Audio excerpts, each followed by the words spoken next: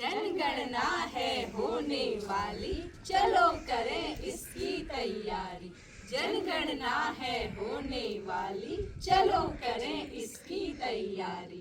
जन कल्याण का कार्य है ये, विकास का आधार है ये। जन कल्याण का कार्य है ये, विकास का आधार है। क्या है ये जनगणना? क्या होगा इससे? क्या जरूरी है ये जनगणना? जनगणना के आंकड़े जन कल्याणकारी योजनाओं का आधार। जनगणना के आंकड़े संसाधनों के वितरण के हैं आधार।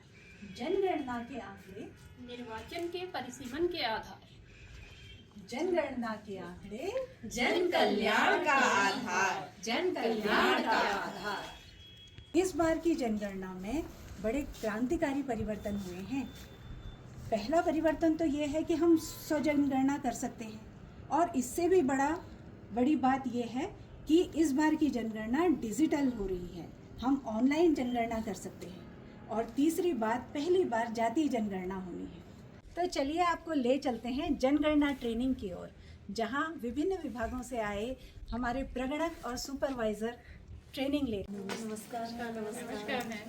अभी आपकी ड्यूटी है? मेरी भी आपकी भी आई है क्या? हाँ, सभी लोग ड्यूटी में हैं। मैम आप किसमें प्रगणक में हैं? जी, मेरी तो आती ही रहती है मैम, ऐसी कोई चिंता की बात नहीं है। इसमें तो हमें गर्व महसूस होना चाहिए। तो राष्ट्रीय कार्यक्रम है, हम इस पुनीत कार्य का हिस्सा बन रहे हैं। चलिए ट्रेनिंग में चलिए आइए। जनगणना 2027 में सभी विभागों से आए हुए प्रगणक महोदय और सुपरवाइजर्स का स्वागत है। देखिए, सबसे पहले आप लोग यहाँ पर जो QR कोड लगा हुआ है उसे आप लोग स्कैन कर लें, जिससे आप लोग एक ग्रुप में शामिल हो जाएंगे। और स्वगणना जो इस बार की पहली विशेषता ये है कि इस बार स्वगणना भी होनी है, तो आप उससे स्वगणना भी कर पाएंगे। तो मैं आपको ये बताना चाहूँगी कि इस बार की जनगणना 2 चरणों में संचालित होनी है।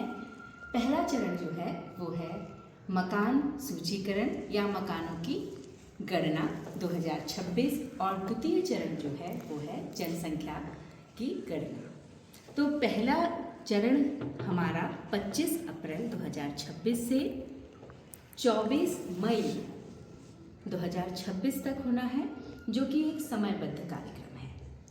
और जैसे कि आप लोग फील्ड कार्यकर्ता हैं, तो आप लोगों के लिए बहुत ज़रूरी है कि कुछ इसमें नए शब्दों को भी आप जानेंगे, जैसे HLB, परिवार, संस्थागत परिवार, और आवास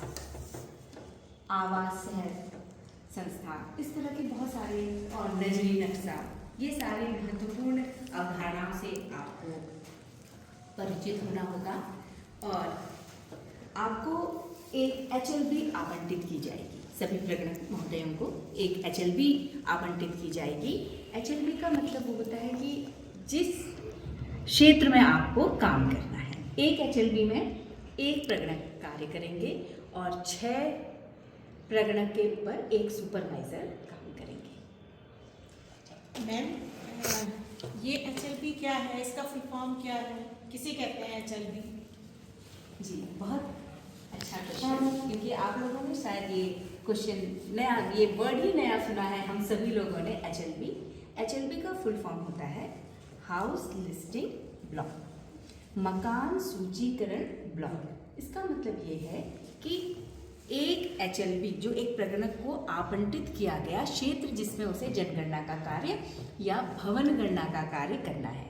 और आपको पता है कि आपको लग रहा होगा कि ये तो कितना बड़ा क्षेत्र होगा, तो ये सभी को बराबर ही बांटा गया है। एक HLB में 180 मकान हो सकते हैं, या उससे कम भी हो सकते हैं, या उससे थोड़े से ज़्यादा भी हो सकते हैं।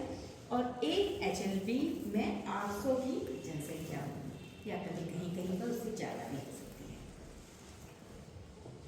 हाँ, एक बात और भी ध्यान रहेगी कि जो भी आपको HLB आवंटित हुई है, वहाँ पर चाहे कोई भी संरचना हो, कोई भवन हो, चाहे वो कच्चा हो, पक्का हो, किसी भी तरह का हो, आपको उस अपने पूरे क्षेत्र का एक नजरी नक्शा तैयार करना है।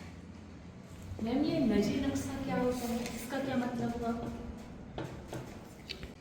जी मैम, जब आप HLB की सीमाओं को अच्छी तरह समझते हैं, जब क्योंकि आपको खुद भी दौरा करना है, वहाँ जाके एक बार देखना है उस जगह को जो भी आपको आवंटित होगा, तो वहाँ जाके आपको देखना है कि हमारा क्षेत्र क्या है, हमारी सीमाएं क्या हैं।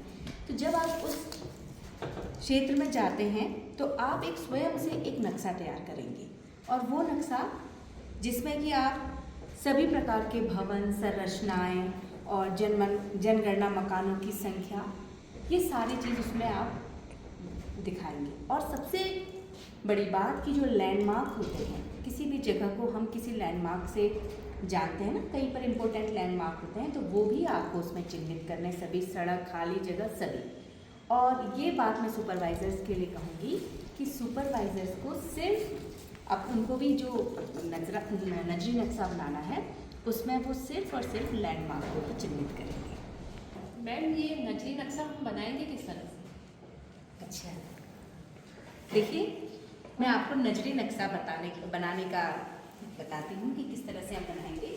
सबसे पहले जो आपको वहाँ से पेपर दिया गया होगा नजरी नक्शा बनाने के लिए, आपको जो किट मिलेगा उसके अंदर ही आपको ये सारी चीज़ें मिलेंगी। तो आपको उस पेपर को अनुमान कर, जैसे हमेशा हमें ये 4 भागों में हमें कर देना है, नॉर्थ, ईस्ट, वेस्ट और साउथ।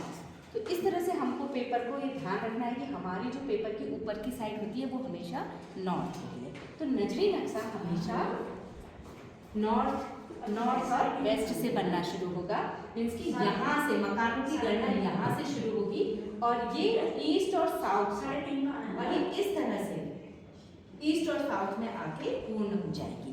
तो आपको ये देखना है कि किस तरह से ये एक सर्पाकार आकृति बन जाती है। तो आपको भी इसी तरह सर्पाकार आकृति से नजरी नक्शा तैयार करना है। और जैसे जैसे और यहाँ पर आपको फिर गणना, भवनों की गणना की संख्या देनी है और एरो से इसको आपको प्रदर्शित भी करना है। हाँ, तो हमने अभी नजरी नक्शे की बात करी और उससे पहले मैंने आप लोगों को HLB के बारे में बताया, नजरी नक्शे के बारे में बताया। मैंने पहले एक और शब्द भी बोला था, भवन और जनगणना मकान। क्या आप लोग समझ रहे हैं कि ये दोनों को मैंने अलग अलग क्यों बोला होगा? तो मैम इसमें अंतर बता दीजिए, भवन और जनगणना मकान। जी हाँ, प्रोग्राम शुरू होने वाला है। उसमें सबसे मेन चीज़ जो है वो यही है कि हम लोग भवन और जनगणना मकान की गणना कैसे करेंगे। देखिए, जब हमारा भवन का क्या मतलब होता है? भवन का मतलब होता है कि भूमि पर बनाई सिंगल संरचना, मतलब कोई एक सिंगल संरचना अगर कोई बनी हो।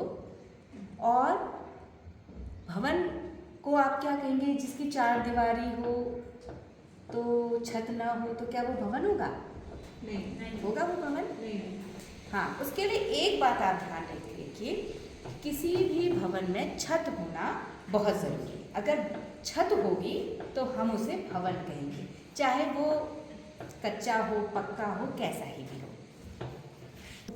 तो मैम, मकान केवल पक्के मकानों को ही कहेंगे भवन, या प्लास्टिक की छत पड़ी है या टिन की छत पड़ी है या फिर गैर आवासीय उसमें कोई नहीं रहता वो भी भवन कहलाएगा? जी, आपने बहुत अच्छा क्वेश्चन किया। मैंने भी आपसे लोगों से कहा था ना कि जिस भी मकान में छत होगी वो सब भवन है। चाहे टेंट, आप लोगों ने टेंट देखा होगा, वो भी भवन है क्योंकि वहाँ पर भी कोई परिवार रहता है। तो चलिए इसको थोड़ा सा हम लोग इसी से क्लियर कर लें कि भवन जो है वो एक इकाई है, एक सिंगल भवन जिसमें एक परिवार रहता है, उसकी रसोई भी एक है, तो उसे हम भवन कहेंगे। और उसकी जनगणना करने के लिए हम क्या करेंगे? भवन नंबर हमेशा 3 अंकों का होता है, तो हम उसमें डाल देंगे 001 अगर हमारा एक भवन कहीं पर होता है। अब उस भवन में 2 मंजिल हैं, वो 2 मंजिला मकान है, या एक ही भवन है, बड़ा है और उसमें कुछ एक पोर्शन में किराएदार भी रहते हैं, तो वो भी हमको फिर वो हो गया। अगर इसमें हमारे माना 2 किराएदार रह रहे हैं तो ये जनगणना मकान तो क्या हो गया? ये जन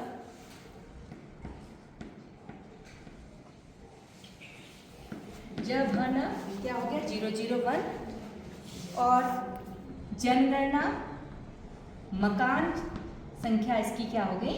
0001, ये 4 अंक की होगी। और अगर जैसे दो परिवार यहाँ पर रहते हैं तो हम बाद में उसे 002 लाते हैं। ठीक, तो इसी तरह से हमारा आगे बढ़ता जाएगा। दूसरा मकान आएगा तो उसकी संख्या हो जाएगी 002 और जनगणना मकान की संख्या क्या हो जाएगी? यहाँ पर हमने 2 कर लिया है तो उसकी आ जाएगी 003। ठीक। जब है ना को 001 मकान नंबर ऐसे लिखना है और जनगणना मकान नंबर को आपको ब्रैकेट में लिखना है। तो चलिए, आप लोगों की ट्रेनिंग पूरी हो गई है और आपको कभी भी कोई अगर परेशानी आए, कोई क्वेश्चन हो, कोई क्वेरी हो तो प्लीज़ आप मुझे संपर्क कर सकते हैं। तो बहुत बहुत अब आप लोगों को शुभकामनाएं हैं। मिलते हैं आप लोगों से 25 अप्रैल 2026 को। आखिरकार वो समय आ ही गया जब हमारे प्रगणक महोदय अपने अपने HLB कार्य क्षेत्र में अपना कार्य करने जा रहे हैं। नमस्कार मैम, हम जनगणना विभाग से हैं। भारत सरकार द्वारा हमें नियुक्त किया गया है। तो ये हमारा QR कोड है। तो हम आपसे थोड़ी बहुत जानकारी लेना चाहते हैं। अभी तो मैं नहीं दे पाऊंगी आपको क्योंकि मैं भी लेट हो रही हूँ, मुझे ऑफिस जाना है। ऐसा करिए, आप शाम को आ जाइए। मैम ये बहुत ज़रूरी है, बस आपके 5 मिनट लगेंगे मैम, बस 5 मिनट। शायद नहीं हो पाएगा मैम, मैं भी लेट हो रही हूँ क्योंकि मेरी भी बस छूट जाएगी। मैम ज़्यादा नहीं है, ऐसा बस तो परिवार में अभी कोई है नहीं तो मैं आपको किसी और से कह देती, लेकिन अभी कोई है नहीं। शाम को हम सब लोग होंगे तो आप शाम को मैम बस 5 मिनट में ऐप खोल के आपका जल्दी से आपसे नहीं हो पाएगा मैम, सॉरी आप मैम थोड़ा सा आप अगर कॉपरेट करेंगे तो हमारा काम भी हो जाएगा। नहीं हो पाएगा। मैम हमें भी शाम को बहुत सारे मैं हैं। आपको मना नहीं कर रही हूँ, शाम को आइए, शाम को आपको सारी जानकारी मिल जाएगी। मैम बस 5 मिनट लगेंगे, ऐसे सभी परिवार में होगा तो फिर हमारा कैसे हो पाएगा नहीं हो पाएगा मैम? मैम, सॉरी मैं आपको सॉरी बोलती हूँ, नहीं कर हो पाएगा, अभी टाइम मेरे पास नहीं है। हेलो बेटा, घर में कोई है क्या? हाँ है, बुला देंगे बेटा। मम्मी कोई सुंदर सी आंटी आई है और आपको बुला रही है। कौन है? जाइए जाइए मम्मी, बजाइए। नमस्कार। नमस्ते नमस्ते। हाँ बेटा, क्या कह रही थी? ये हम ना ये हमें जनगणना में आजकल ड्यूटी लगी है हमारी। हाँ, और तो हम आपकी से कुछ प्रश्न पूछना चाहते हैं और यहाँ पर थोड़ी सी जानकारी लेना चाहते हैं। जानकारी बेटा थोड़ा उधर जा, फिर उधर जा, थोड़ा उधर जा। देख ऐसे नहीं आते, इतनी सुंदर है, अच्छी है, कि घर घर जाके क्या जानकारी लेनी हो रही कह रही तुझे? ये वो कहते हैं, आप समझा करिए, आजकल ना भारत सरकार की ओर से जनगणना कार्यक्रम चल रहा है और ये हमारा आई कार्ड भी है। हैं? क्या कार्यक्रम चल रहा है तेरा? गैस में 1-2 दिन से लगी हूँ, 3:30 बजे जा रही हूँ, वहाँ लाइन लगा रखी है। अब ये क्या कहते हैं, ये क्या कर लोगे रे? मेरे बच्चे बेरोजगार बैठे हुए हैं अंदर, क्या करूँ इस कार्यक्रम का? ये कुछ माताजी नहीं आप बुरा है, मत मानिए। कुछ नहीं है, हमें जो सुविधा मिल भी रही है ना वो भी छीन लोगे तुम लोग। ये सब गलत लगाई जा रही है या आप गलत सोच रही हैं, ऐसा कुछ भी नहीं है। तू है सयानी, मैं हूँ सयानी, है सब जानती हूँ। ये बाल जो मेरे ये वो हो रखे हैं ना, ये सफेद, माताजी खाली नहीं हो हमारे रहे। सरकारी कर्मचारी हैं। कोई नहीं, हम। अब शाम को मेरा बेटा आएगा तब तू आना। ये जा माताजी- बेटा, जा जा मेरा माताजी, दिमाग आप खराब सुनिए मत- तो ना, सही। ना बेटा, मेरा अरे ना बेटा, मेरा बेटा आएगा, वो मेरे को बहुत डांटेगा। माताजी आप 2 मिनट लगाऊंगी मैं आपके। ये बहुत गलत है, ये जो आप कर रहे हैं, ये आपको इनका सहयोग करना है, क्योंकि ये राष्ट्रीय कार्यक्रम है और एक बहुत ही पुनीत कार्य है।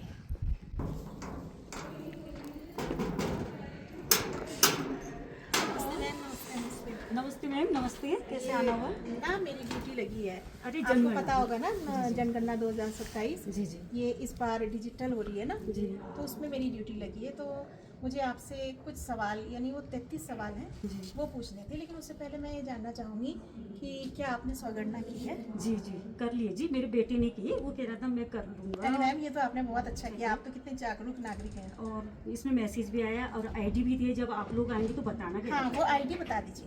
जी जी मैडम, ये मैसेज में है। अच्छा, ठीक है। बैठिए मैम, बैठिए आप लोग, चाय पी नहीं नहीं, आपने बहुत अच्छा सहयोग दिया, धन्यवाद मैम। ऐसे नहीं, ही नहीं, कोई जागरूक ऐसी बात नागरिक हो नहीं है। तो हमारे मेरी देश बेटी में की भी लगी किसी है से तो- इसमें अच्छा ड्यूटी, तो अब हाँ। करना होगा ना हम लोगों ने भी। ठीक ठीक ठीक, पता तभी है आप तो। समझ रहे हैं कि इसी के कारण हमारी विकास की नीतियाँ बनेगी। धन्यवाद धन्यवाद। बैठे नहीं आप, धन्यवाद। जनगणना लेने आए सभी प्रगणक और सुपरवाइज़रों का साथ दें, उनका सहयोग करें, उन्हें सही सही जानकारी दें और सटीक जानकारी दें, जिससे हमारे देश की नीतियाँ बनेंगी और हमारे देश के विकास में आप भागीदारी बन सकते हैं और देश का विकास होगा। धन्यवाद। चलो निभाएं अपनी जिम्मेदारी, चलो निभाएं अपनी जिम्मेदारी, करें जनगणना में अपनी भागीदारी, करें जनगणना में अपनी भागीदारी। जय हिंद, जय भारत।